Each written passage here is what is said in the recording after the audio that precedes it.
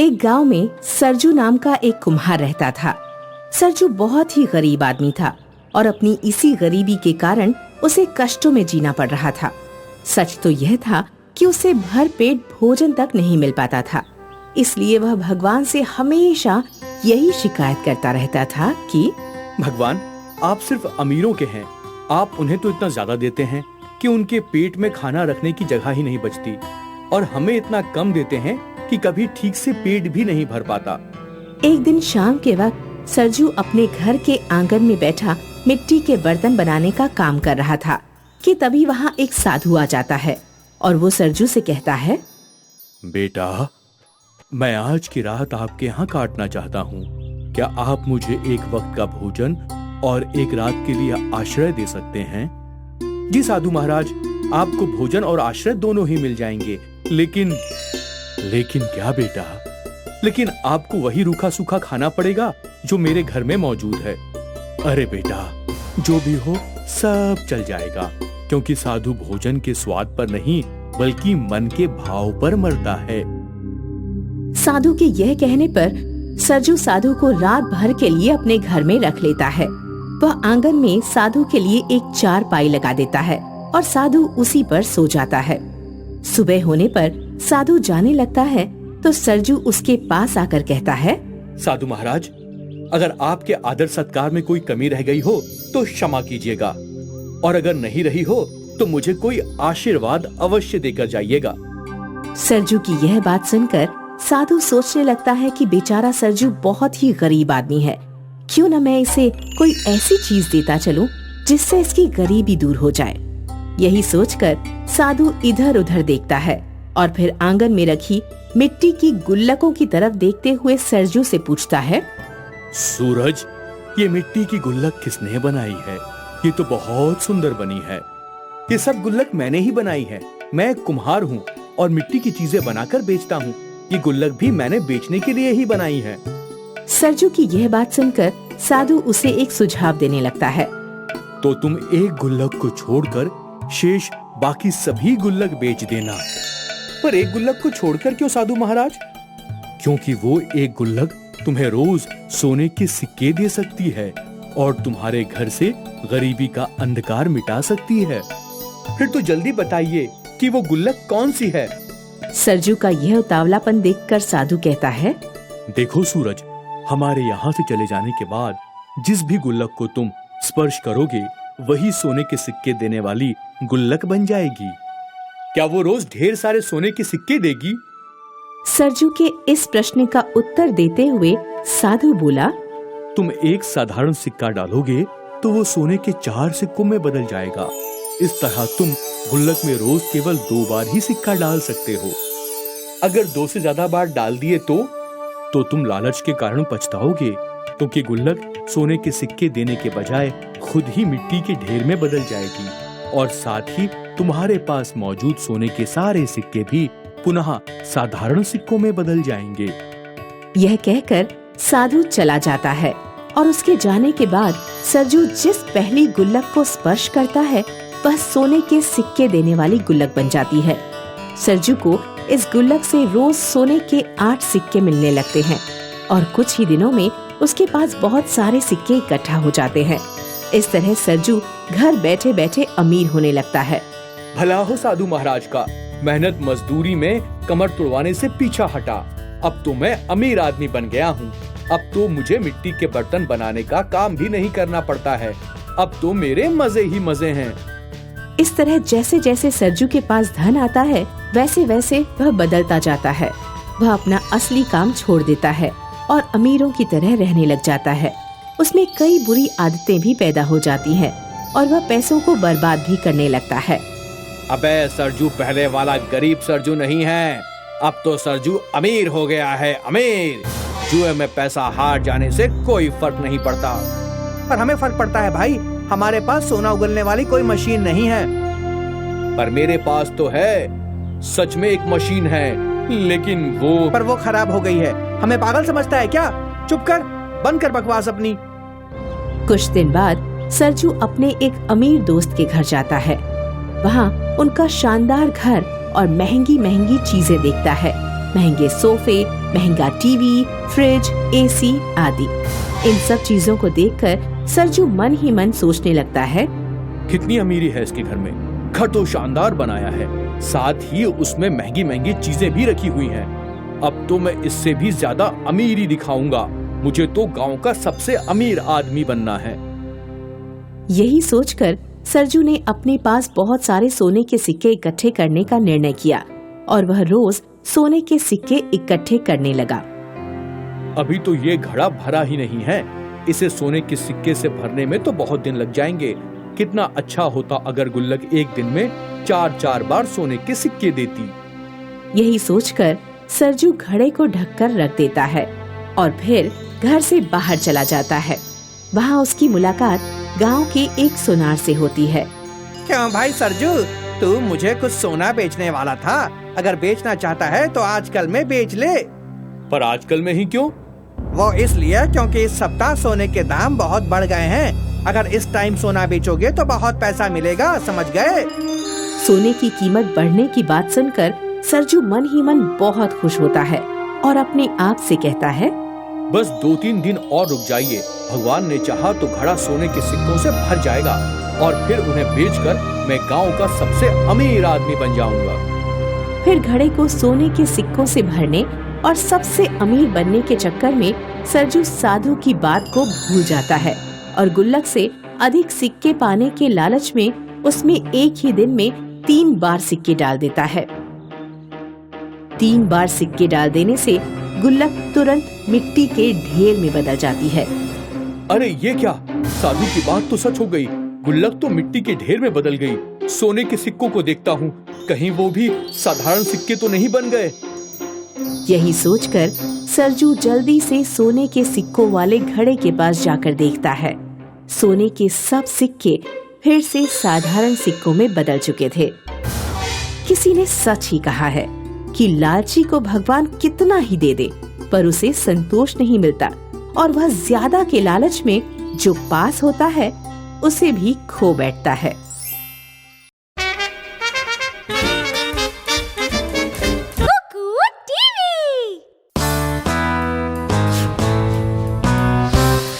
भीमा थोड़ा कम पढ़ा लिखा था, लेकिन मेहनती और संतोषी कुम्हार था।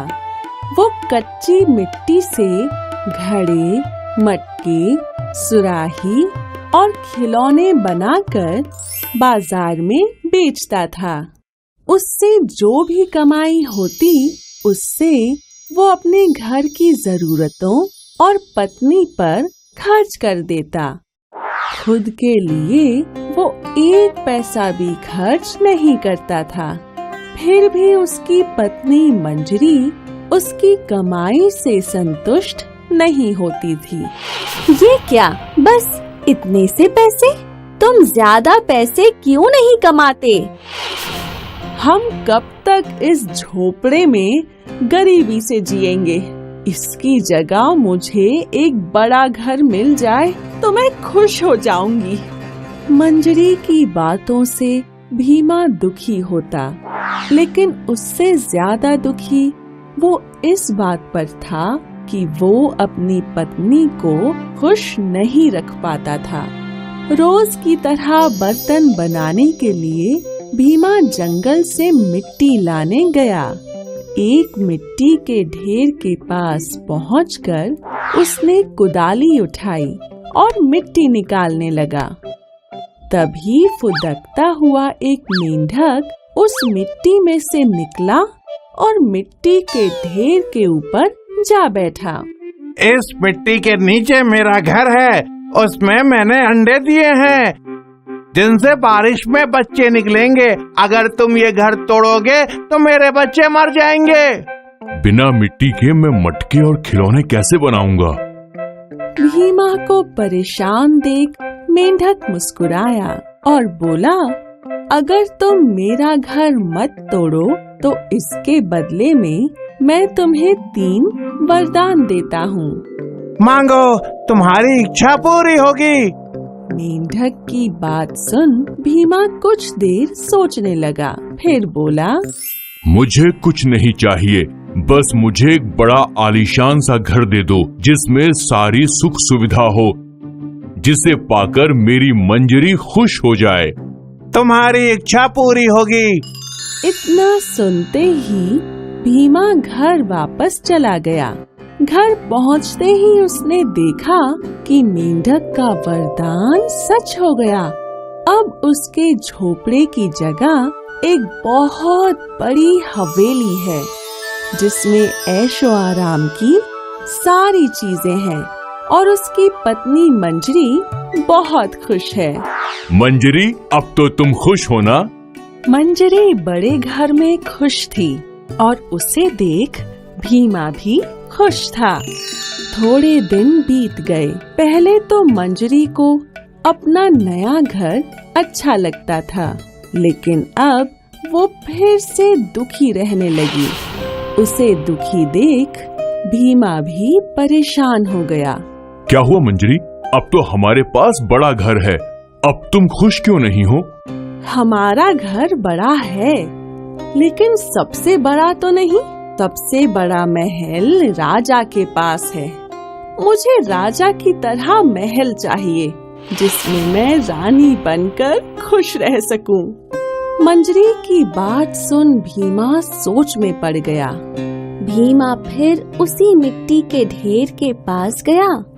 वहाँ मेंढक ने उससे उसकी उदासी का कारण पूछा। मेरी पत्नी खुश नहीं है, वो रानी बनना चाहती है। काश मैं उसे रानी बना पाता। मैं तुम्हें दूसरा वरदान देता हूँ, जाओ, तुम्हारी इच्छा पूरी होगी, जाओ। इतना सुनते ही भीमा तुरंत घर की तरफ चला गया। भीमा ने देखा कि मेंढक का दूसरा वरदान भी सच हो गया। अब उसकी हवेली की जगह एक शानदार महल खड़ा था। बाहर सिपाही पहरा दे रहे थे। हमारा महल राजा से भी बड़ा है। अब तो तुम खुश हो ना मंजरी? मुझे मंजरी नहीं, रानी कहो। अब मैं रानी हूँ।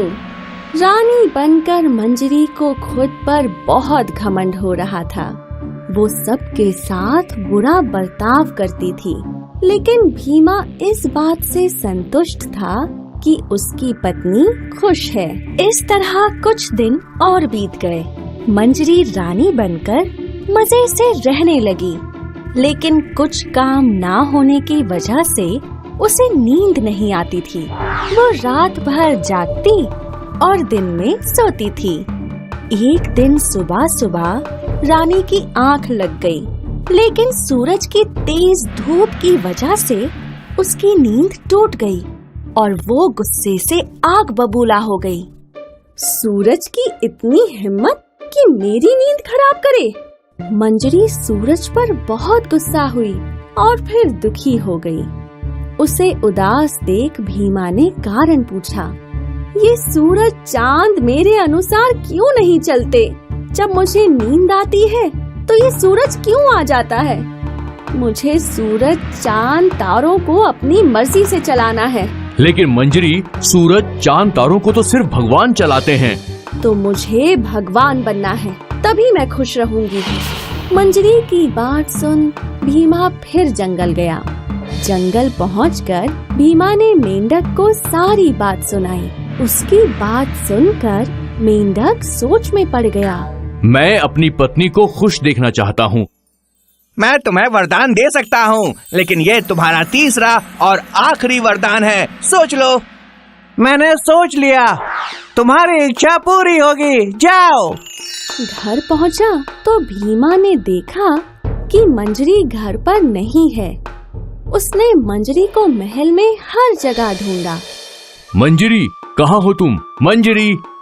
भीमा को मंजरी कहीं नहीं मिली तो वो रोने लगा और वापस उसी मेंढक के पास गया। मेरी पत्नी मंजरी कहीं दिखाई नहीं दे रही, वो कहाँ चली गई? उसकी इच्छा के अनुसार वो भगवान बन गई है। लेकिन वो दिखाई क्यों नहीं दे रही? क्योंकि भगवान दिखाई नहीं देते हैं भीमा। अब भीमा को भी अपनी गलती का एहसास हो गया। पत्नी को खुश करने के चक्कर में वो अपनी पत्नी से ही दूर हो गया था। वो मेंढक के सामने रोने लगा। मुझसे गलती हो गई, मेरी पत्नी मुझे वापस लौटा दो। मैं दिया हुआ वरदान वापस नहीं ले सकता हूँ।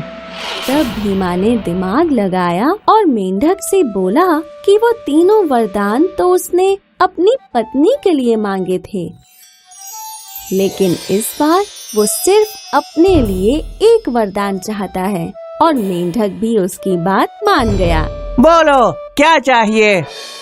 मुझे मेरी पत्नी और मेरा घर जैसे पहले थे वैसे ही वापस लौटा दो। तुम्हारी इच्छा पूरी होगी। इतना कहते ही मेंढक अचानक से गायब हो गया और भीमा अपने घर चला गया। भीमा घर पहुंचा तो देखा कि महल की जगह उसकी पहली वाली झोपड़ी है और उसमें सब कुछ वैसा ही है जैसे पहले था।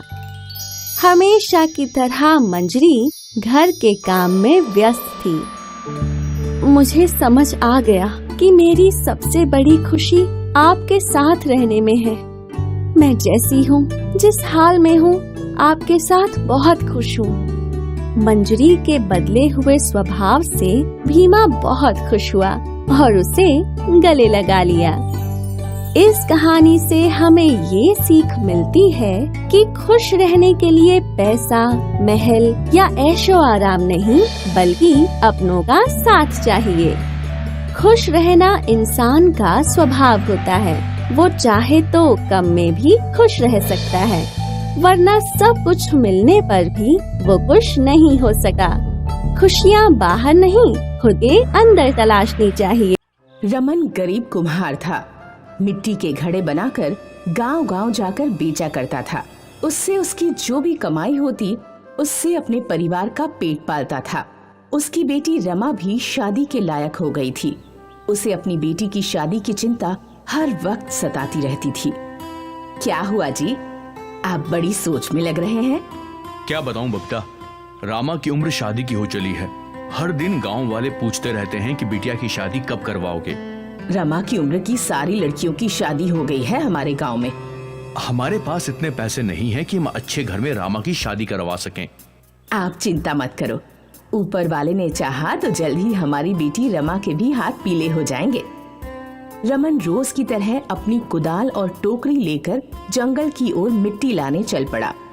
आज रमन का मन बड़ा उदास था। उसे अपनी बेटी की शादी की चिंता खाए जा रही थी। रमन मिट्टी काटकर जब गांव की ओर चल पड़ा, तब तक अंधेरा हो चुका था। थोड़ी दूर चलने के बाद रमन के पैर में कांटा चुभ जाता है। हे भगवान, ऐसे ही घर जाने में आज इतनी देर हो गई है, ऊपर से ये कांटा। रमन पास के एक पत्थर पर अपनी मिट्टी वाली टोकरी और कुदाल रखकर बैठ जाता है और अपने पैर से कांटा निकालता है।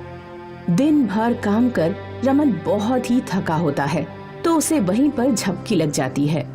कुछ देर बाद रमन को किसी के हंसने की आवाज सुनाई देती है, तो वह डर के मारे वहां से उठ खड़ा होता है। वह देखता है कि वह जिस पत्थर पर बैठा था वो किसी की कब्र है। कौन है वहाँ? कौन है? हे भगवान, मैं इस कब्र पर सो गया था। बचपन में मैंने सुना था कि कब्र पर प्रेत का साया होता है और मैं इसी पर सो गया। तभी वहाँ तेज हवाएं चलने लगती हैं। वो कब्र जोर जोर से हिलने लगती है और किसी के जोर जोर से हंसने और रोने की आवाज आने लगती है। रमन मिट्टी की टोकरी और कुदाल उठाकर वहाँ से भागने लगता है और सीधा जाकर अपने घर पर ही रुकता है। क्या हुआ जी, आज आपको आने में इतनी देरी हो गई और आप इतना हाफ क्यों रहे हैं? क्या बताऊं बबीता, अभी कब्र वाला प्रेत मेरे पीछे पड़ गया था। किसी तरह जान बचाकर मैं यहाँ तक आया हूँ। कब्र वाला भूत? ये क्या बोल रहे हैं आप? रमन सारी बात बबीता को बताता है। तभी बबीता की नजर कुदाल और मिट्टी पर जाती है जो कि सोने की तरह चमक रही थी। मुझे लगता है वो कोई आम कब्र नहीं बल्कि जादुई कब्र होगी। जादुई कब्र? ये क्या होता है? अगर हम इस मिट्टी से घड़ा बनाकर बेचे तो हमें कितना मुनाफा होगा और हम देखते ही देखते अमीर बन जाएंगे। रमन और बबीता अगले दिन उस मिट्टी का घड़ा बनाकर जमींदार के यहाँ ले जाते हैं। जमींदार इतने सुंदर सोने का मटका देखकर हैरान था। ये बहुत ही सुंदर घड़ा है। जो भी पैसे बनते हैं आप मुझे दे दो, मुझे मेरी बेटी की शादी करनी है। रमन जमींदार को सारी बातें बता देता है जमींदार के मन में लालच आ जाता है और वो धोखे से रमन से वो घड़ा लेने की सोच लेता है। मुझे तो ये घड़ा मिट्टी का ही दिख रहा है। हर सुनहरे रंग की चीज सोना नहीं होती। मैं तुम्हें इसके 100 रुपए दूंगा। लेकिन मालिक, ये घड़ा सोने का है और इसकी कीमत हजारों की होगी। तुझे ज्यादा पता है तो तू जाके इस घड़े को कहीं और बेच। मैं तो ज्यादा से ज्यादा 100 रुपए ही दूंगा। रमन उदास हो जाता है और वह घड़ा 100 रुपए में जमींदार को बेचकर वापस घर आ जाता है। जमींदार उस घड़े को सस्ते भाव में खरीदकर बहुत खुश था। वो बेवकूफ कुम्हार सोने का घड़ा पीतल के भाव दे गया। उसके कहे अनुसार कब्र पर मिट्टी रखने से सोना बन जाता है। हमें भी वहाँ जाकर देखना चाहिए।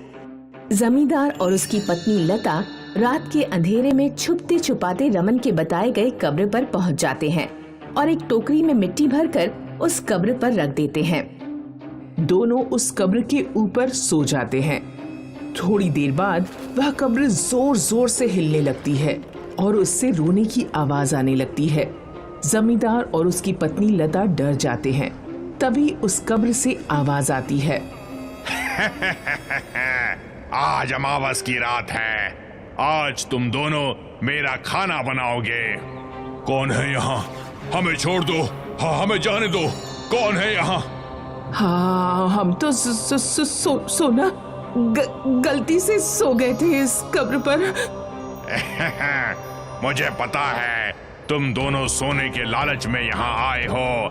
अगर अपनी भलाई चाहते हो तो तुमने जो रमन कुम्हार से सोने का घड़ा लिया है उसे उसकी सही कीमत दे दो और उसकी बेटी की शादी अपने बेटे से कराकर उसे अपने घर की बहू बना लो। वो 2 कौड़े की कुम्हार की बेटी और मेरे घर की बहू। तभी कब्र जोर जोर से हिलने लगती है और उससे रोने की आवाज आती है। जमींदार और उसकी पत्नी लता डर जाते हैं। ठीक है,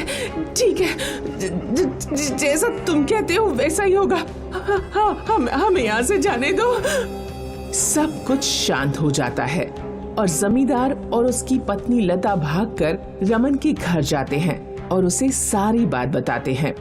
हमें माफ कर दो। तुम्हारे सोने के घड़े को मैंने धोखे से पीतल के भाव में खरीद लिया और सोने की लालच में तुम्हारे बताए अनुसार उस कब्र पर जाकर सो गया। वो कब्र हमारी जान ले लेगी। तुम ही हो जो हमें बचा सकते हो। वो कैसे? ये लो तुम्हारे सोने के घड़े के पैसे और तुम अपनी बेटी की शादी मेरे बेटे से करा दो। जमींदार अपने किए के लिए बहुत शर्मिंदा होता है और रमन से माफी मांगता है। रमन उसे माफ कर देता है और अपनी बेटी की शादी जमींदार के बेटे से करा देता है। कुम्हार के सिर से बेटी की शादी की चिंता खत्म हो जाती है और वह जादुई कब्र का धन्यवाद करता है। बहुत पुराने समय की बात है। किशोरपुर गांव में तुलसी नाम की एक लड़की अपनी माँ के साथ रहती थी। तुलसी की माँ बहुत गरीब थी। वो गांव के खेतों में मजदूरी किया करती थी। एक दिन गांव के सबसे बड़े आदमी मनु प्रताप सिंह की बेटी का ब्याह था। उनका नौकर तुलसी के घर दावत देने आता है। आज रूपवती बिटिया का ब्याह है, सबको जरूर आना है। ठीक है काका। जब नौकर चला जाता है तो तुलसी की माँ तुलसी से कहती है, बेटा मेरा तो पेट खराब है, तू दावत में चली जाना। माँ मैं क्या पहन के जाऊंगी? अरे बक्से में इतने कपड़े रखे हैं, जाके कोई अच्छा सा सलवार सूट पहन ले। तुलसी जाकर बक्से में कपड़े निकाल निकाल कर देखती है, लेकिन सारे कपड़े फटे पुराने हो चुके थे। तुलसी को एक गुलाबी रंग का सूट पसंद आता है। ये पहन लेती हूँ। तुलसी का ध्यान ही नहीं जाता कि वो सूट पीछे से फटा हुआ था। सूट में पीछे छेद था। तुलसी बहुत खुश होकर विवाह समारोह में पहुंच जाती है। बाकी लड़कियां तुलसी पर हंसने लगती हैं। अरे तुलसी, तेरी मजदूर अम्मा तेरे लिए सूट भी नहीं सिलवा पाई, जो तू ये छेद वाला सूट पहनकर चली आई। अरे इसकी अम्मा और ये दोनों पता नहीं कहां से कपड़े निकाल कर लाते हैं। अरे गवार, इतनी तो शर्म कर लेती कि गांव के सबसे अमीर आदमी के विवाह समारोह में जा रही है, ऐसा बेढंगा सूट पहन के चली आई। लड़कियों की बातें सुनकर तुलसी के दिल को बहुत ठेस पहुंचती है। वो उसी समय विवाह समारोह छोड़कर जंगल की ओर चली जाती है और रोने लगती है। ये कैसी दुनिया है, यहाँ सब गरीबों का मजाक उड़ाते हैं। तभी तुलसी को जंगल से किसी अजीब तरह के जानवर की आवाज सुनाई देती है। वो जंगल में जाकर देखती है कि एक डायनासोर गड्ढे में फंस गया है। डायनासोर अभी तक होते हैं? लगता है ये पुराने समय का डायनासोर है जो किसी तरह मरने से बच गया। तुलसी एक लकड़ी का गट्ठर खिसका कर लाती है और उसे गड्ढे में डाल देती है। गट्ठर के सहारे डायनासोर बाहर निकल आता है। तुलसी डायनासोर का पेट सहलाती है और उसे पत्तियां खिलाती है। चलो अच्छा हुआ ये शाकाहारी है। भावरी और रेखा ने मेरा मजाक उड़ाया था। अब कल होगा उनसे बदला और पूरा गांव देखेगा। अगले दिन सुबह भावरी अपने घर पर सो रही थी। तभी तुलसी डायनासोर पर बैठकर वहाँ पहुँच जाती है। डायनो, आंगन का पेड़ उखाड़ कर फेंक। डायनासोर पेड़ उखाड़ देता है और फिर वो नल उखाड़ देता है और अपने सिर से घर की दीवार में जोर जोर से टक्कर मारने लगता है। भावरी की नींद खुलती है। लगता है भूकंप आ गया है, भागो। भावरी घर के बाहर भागती है। क्योरी, तूने मेरा बहुत मजाक उड़ाया था। डायनो, अब दिखा दे अपना कमाल। डायनासोर भावरी को एक लात मारता है। भावरी दूर जाकर गांव की नदी में गिरती है। फिर तुलसी डायनासोर को लेकर रेखा के घर जाती है और वहाँ भी खूब तोड़फोड़ मचाती है। भावरी और रेखा की माँ गांव के सरपंच के पास पहुँचते हैं और तुलसी की शिकायत करते हैं। चलो तुलसी के ही घर चलते हैं। तुलसी की माँ, तुलसी ने गांव के कुछ घरों को बहुत नुकसान पहुंचाया है। या तो नुकसान की भरपाई करो या तुलसी को गांव से बाहर निकालो। सरपंच जी, मैं गरीब औरत हूँ, नुकसान की भरपाई कहाँ से कर पाऊंगी। बिटिया थोड़ी शैतान है। भावरी और रेखा ने भी उसे छेड़ा था, इसीलिए उसने ऐसा किया। तो ठीक है, उसकी शादी कर दो और उसका डायनासोर उसी के साथ उसके ससुराल जाएगा। वहाँ के लोग डायनासोर से बहुत डरे हुए हैं। तुलसी की माँ को मजबूरी में तुलसी की शादी करनी पड़ती है। तुलसी का पति आनंद एक गरीब कुम्हार था। वो मिट्टी के मटके बनाने का काम करता था। एक दिन तुलसी उससे कहती है, सुनिए जी, इस तरह के मटके बना बनाकर हम कभी अमीर नहीं हो पाएंगे। आप गांव के लोगों को डायनासोर की सवारी कराना शुरू करो और इसके बदले पैसे लो। तुलसी के पति को तुलसी की सलाह पसंद आती है और वो 50-50 रुपए लेकर गांव के लोगों को डायनासोर की सवारी कराना शुरू कर देता है। कुछ दिनों में उसकी अच्छी कमाई शुरू हो जाती है और कुछ महीनों बाद आनंद एक नया घर बनवा लेता है। ये देखकर आनंद की भाभी को बहुत जलन होती है। देख लो, जब से तुम्हारे छोटे भाई के घर डायनासोर वाली बहू आई है, तब से वो खूब अमीर हुआ जा रहा है। हमने उसे घर से बेदखल कर दिया, इसका उस पर कोई प्रभाव नहीं पड़ा। चिंता मत कर, आज रात इसके डायनासोर का काम तमाम कर दूंगा। उसी की सवारी करा कर खूब हराम के पैसे बना रहा है ना।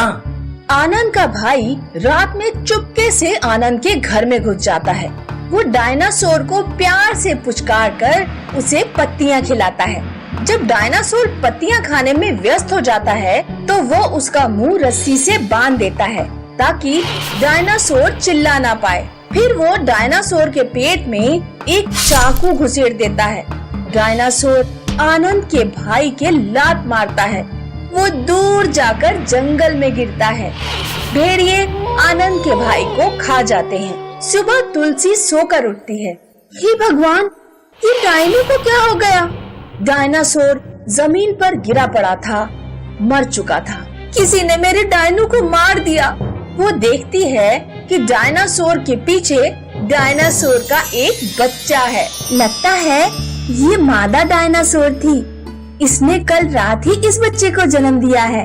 तुम्हारी असली माँ मर चुकी है, लेकिन मैं तुम्हारा लालन पालन बहुत अच्छे से करूँगी और तुम्हें माँ की कमी कभी महसूस नहीं होने दूंगी।